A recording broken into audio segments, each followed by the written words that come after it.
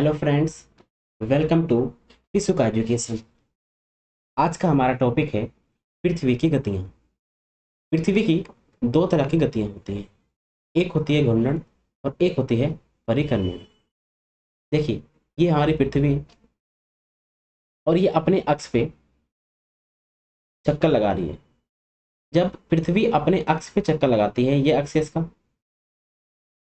जब ये एक ही जगह पे रह के चक्कर लगाती है अपने अक्ष पे, तो उसको हम बोलते हैं घूर्णन। जब पृथ्वी सूरज का चक्कर लगाती है,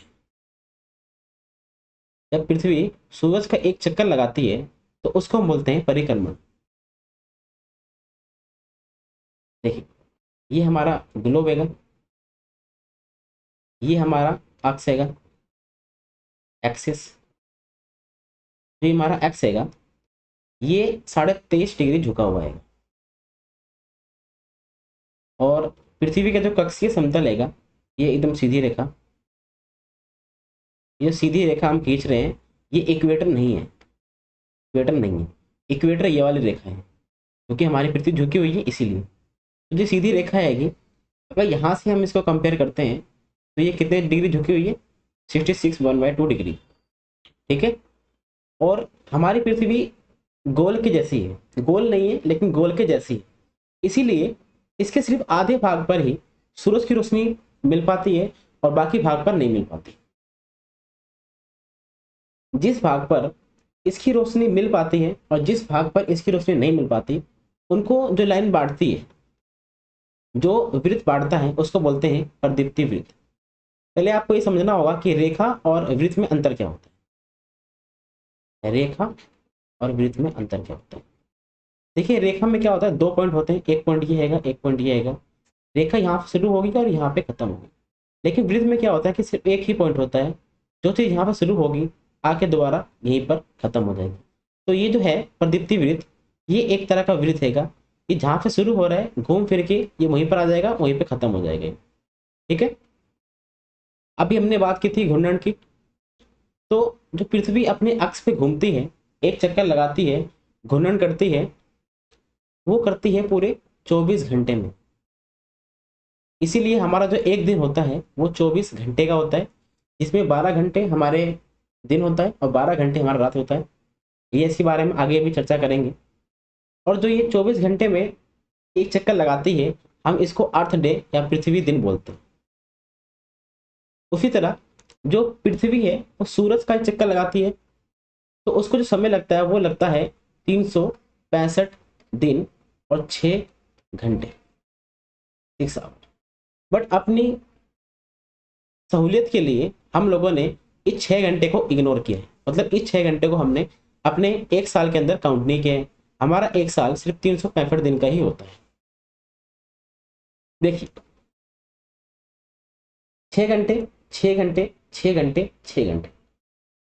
अगर इन 6 घंटे, 6 घंटे, 6 घंटे, 6 घंटे, इन 6 घंटे को हम चार फल जोड़ते हैं, तभी हो जाएगा पूरे 24 घंटे, 24 आवर। तो ये 24 घंटे मिलके क्या बन जाएगा? एक दिन बन जाएगा, 1 डे।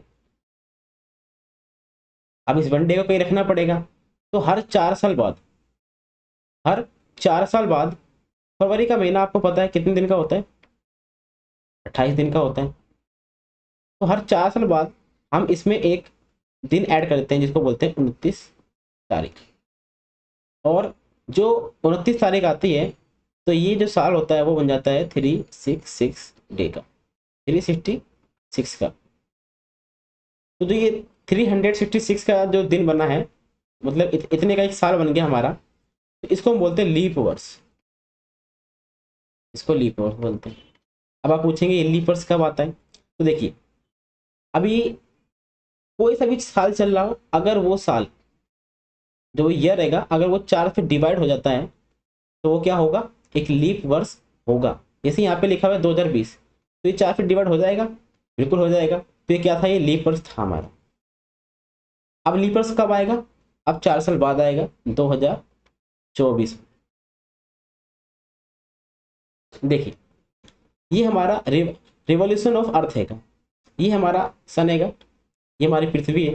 ध्यान रखिए, जो हमारी पृथ्वी है वो हमेशा सिर्फ एक ही तरफ झुकी रहती है, वो बार बार इधर उधर नहीं होती, एक ही तरफ झुकी हुई है वो हमेशा। ठीक है, अब यहाँ पे देखिए इसकी रोशनी यहाँ पड़ रही है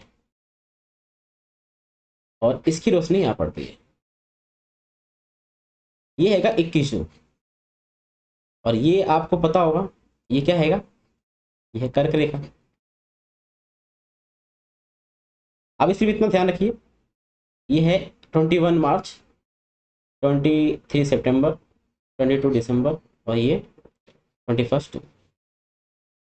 देखिए अब हम बात करते हैं दीर्घ वृत्ताकार पथ के बारे में।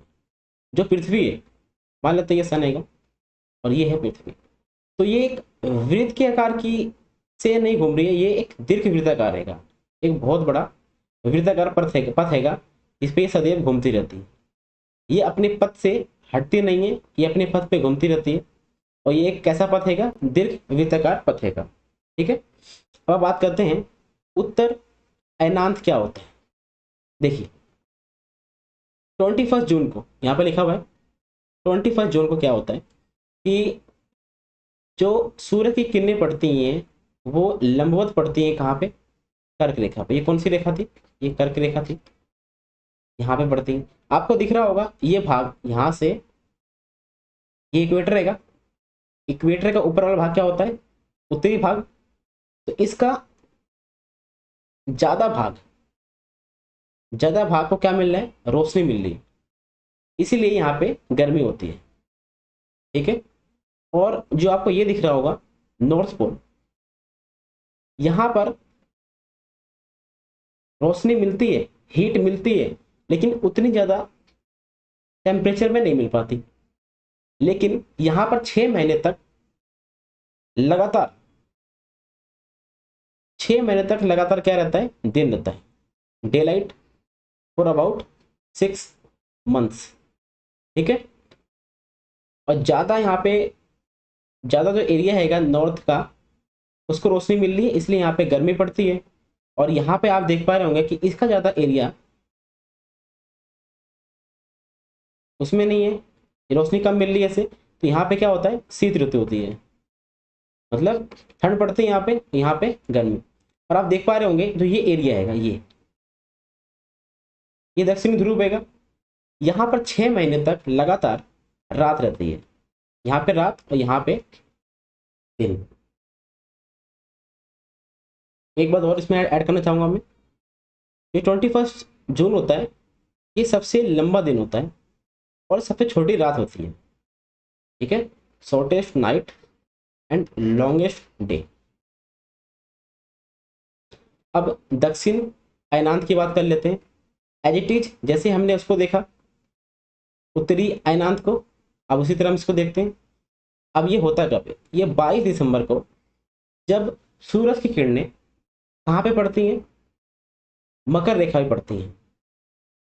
ये मान लेते हैं मकर रेखा, यहाँ पे इसकी जो रोशनी पड़ रही है, हीट पड़ रही है, लंबवत पड़ रही है, तो यहाँ पे गर्मी होगी।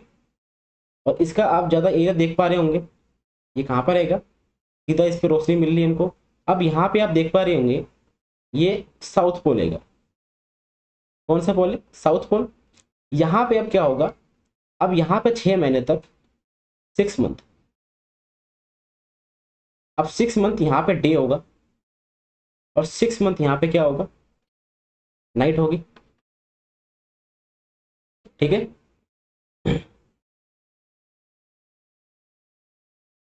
और इसमें एक चीज ऐड करना चाहूंगा मैं, इसमें यह हैगा कि अब यहाँ पे जब गर्मी पड़ेगी तो यहाँ पे क्या पड़ेगी, सर्दी पड़ेगी, जिसे ऊपर था। अब देखते हैं विषुव क्या होता है। जैसे हमने ऊपर देखा कि कभी लंबवत पड़ रहा था कर्क में, कभी सीधी सीधी रोशनी मिल रही थी किसे, मकर रेखा को। लेकिन अब ये है 21 मार्च और ये है 23 सितंबर। इन दोनों दिन में क्या होता है कि जो सूरज की किरणें हैं सीधा कहाँ पड़ती हैं, इक्वेटर पड़ती हैं, दोनों ही कंडीशन में। अब जो दोनों ही कंडीशन में इक्वेटर में पड़ेंगी तो रात और दिन क्या होंगे, इक्वल होंगे, डे और नाइट क्या होंगे, इक्वल होंगे। तो 21 मार्च को जो ये उत्तरी ध्रुव हैगा, यहाँ पर वसंत ऋतु हो जाता है, और साउथ वाले में हो जाता है शरद ऋतु। इसी का उल्टा 23 सितंबर को क्या होगा कि इक्वेटर पर सीधी लाइन, सीधी इसकी रोशनी मिलती है और दिन और रात दोनों बराबर होती हैं। लेकिन इसमें क्या होता है कि नॉर्थ वाले में अब शरद ऋतु हो जाएगी और वसंत वाले में क्या होगी, मतलब जो साउथ वाला है इसमें क्या होगी, वसंत ऋतु होगी। ये आप देख सकते हैं, ये विंटर है, ये स्प्रिंग है, ये समर है, ये ऑटम है। ये हम आपको बता चुके हैं पहले। अब देखिए कारण क्या है, सीजन चेंज होने का कारण क्या है।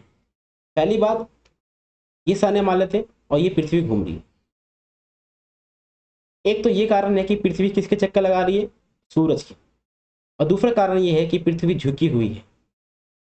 अब कंडीशन ये उठती है कि अगर पृथ्वी झुकी हुई नहीं होती तो क्या होता है। मान लेते हैं ये पृथ्वी है और ये झुकी हुई नहीं है, एकदम सीधी है। और इससे क्या होता, और मान लेते हैं ये घूमती नहीं, मान लेते हैं घूमती नहीं तो क्या होता कि इस एरिया में हीट बढ़ती रहती, प्लस होती रहती, क्योंकि इसमें कुछ चेंज नहीं हो रहा है। इसको हीट मिलती जा रही है, गर्म होते जाता। लेकिन इसमें क्या हो रहा है, इसको हीट नहीं मिलती, इसको हीट नहीं मिलती तो ठंडा होता जाता। तो इस कंडीशन में पृथ्वी पर जीवन संभव नहीं हो पाता। आई होप यू गाइस आप समझ पाए होंगे, आपको कुछ सहायता मिली होगी इन चीज़ों से।